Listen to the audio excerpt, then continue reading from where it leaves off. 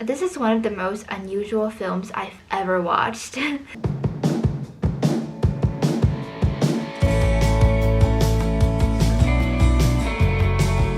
Welcome back to my channel. I am Clementine. I'm not kidding right now. I am seriously Clementine right now.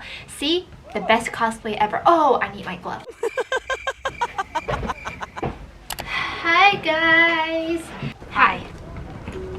Sorry? I just said hi. I'm Clementine right now, okay? And it's very hot today, so I'm just going to take my iconic gloves off.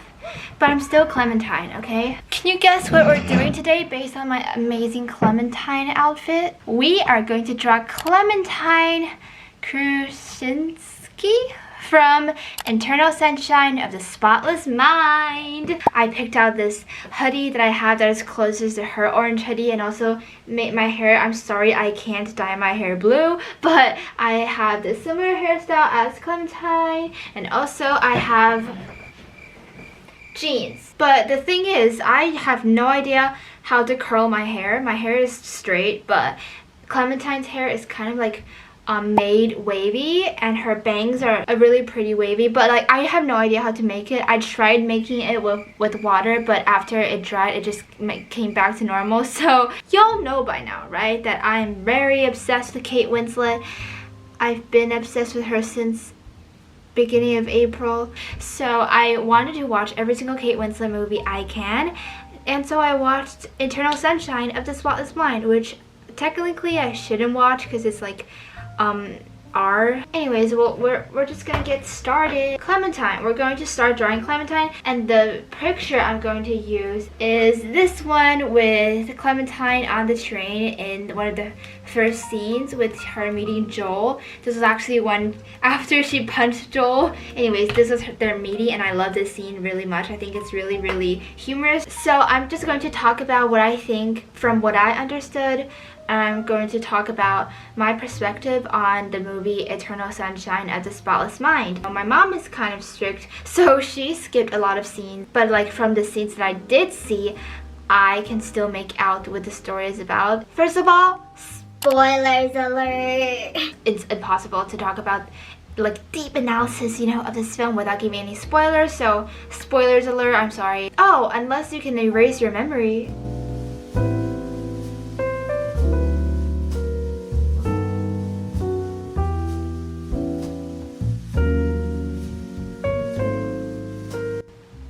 I love Kate Winslet's eyebrows. So, the premise of this film. This film is basically about a couple, Joel and Clementine. Joel is kind of a lonely man. He is not very social. He meets Clementine, kind of like the opposite of him. Clementine is very, very outgoing and extroverted, and she is extremely impulsive. She can jump from one feeling to another in 5 seconds, and she also has amazing hair colors and is also dressed very colorfully, and while Joe is dressed like gray and stuff, so that's a nice contrast. These two meet in Montauk. They got to know each other and they became in a relationship. As time passed, they sort of got tired of each other. One day, Joel realized that when he went in a bookstore that Clementine doesn't recognize him anymore. And then he found out that Clementine had her memory erased, because in their society there's a company that can erase people's bad memories, which is kind of creepy. He gets like sad, and so he attempts to go to the company to erase Clementine as well, so they will just forget each other completely.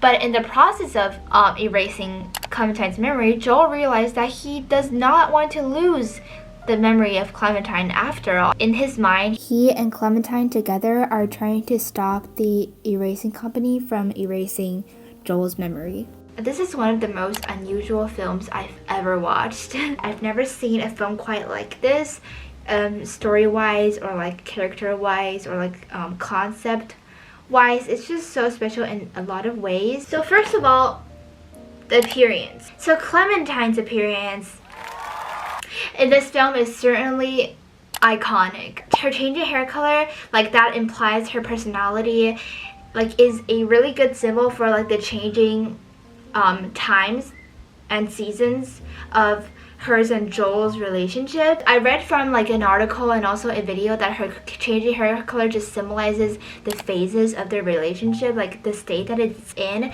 you know, from Green Revolution to Red Menace to Agent Orange and to Blue Ruin. So this film is non-linear, so sometimes it's hard to understand what is going on in what time. So this symbolizes her status of their relationship and like makes the timeline really clear. The green being like the fresh start of her relationship with Joel, like when they first met, and the red being like the summer of the relationship, and orange is when the red is kind of like fading and it's kind of like the autumn where things kind of fall and the relationship also starts to fall apart and they start to have like fights, and blue being the end and also a fresh start and another beginning because like the roots are kind of green.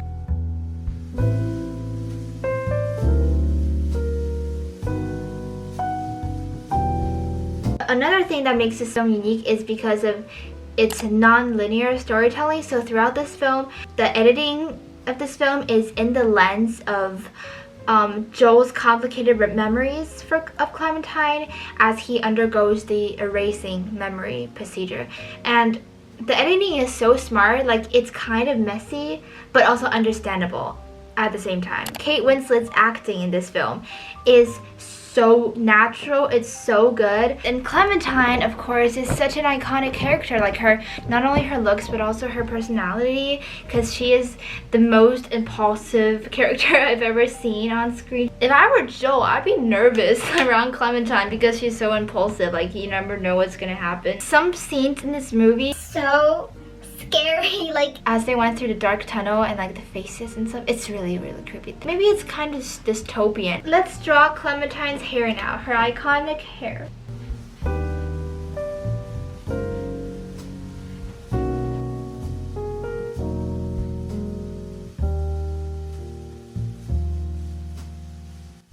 And like maybe it's because I didn't watch a lot of parts, but like it took me a little while to realize that the beginning of this movie, the train to Montauk, is actually the end if it's in chronological order. Because halfway in the film, Joel says, "Me and Clementine, we met on the beach while Clementine's hair is still green." And I was so confused. I was like, what? Didn't they like meet on the train or something? It took me a little while to realize the truth. Anyways, from what I understand, it's curious how this ending is not a happily ever after, but also not a sad one. Because like when the characters said like okay after hearing the tape sent by Mary, one of the doctors in the erasing company, they agreed to move on. They also figured out that like memories are really important, whether memories are pleasant or not. One of the most beautiful things about this film, in my opinion, is how unpredictable it is.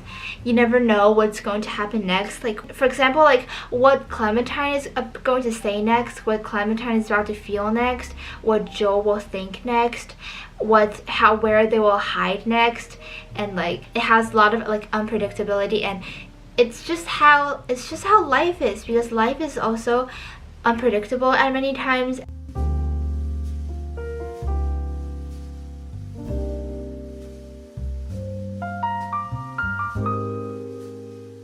So yeah, like as we said earlier, memories are such an important part of this film. Memories are truly an important part of life. I've read from a lot of analysis on this film. They say that a theme for this film is to try to tell us that sometimes it's better to have certain memories than not to have them. Because even though some memories might be like unpleasant, it's still a part of your life and part of who you are and like how you grew as a person. And that is precious.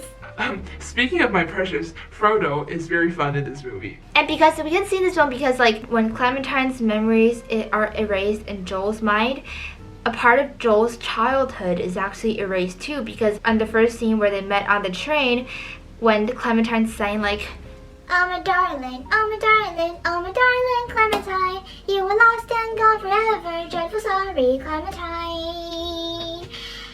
Joel cannot remember this song.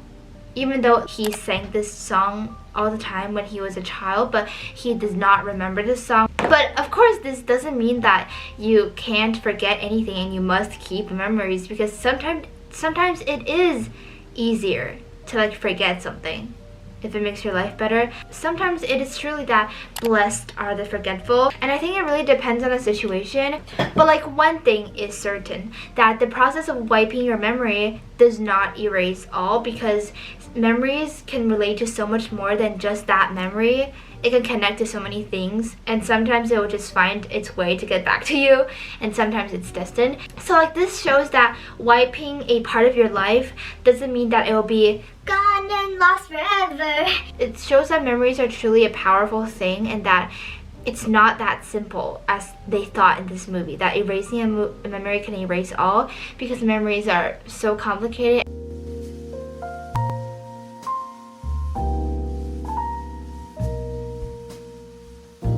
Oh, and this movie even shows like the importance of living your life. In one scene, like, Clementine worries about like not living her life to the fullest.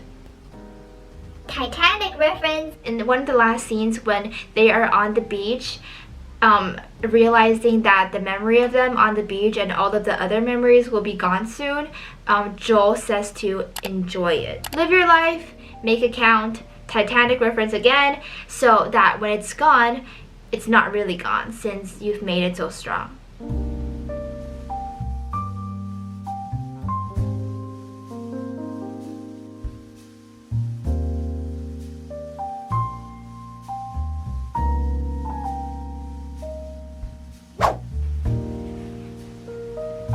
Yay, Clementine!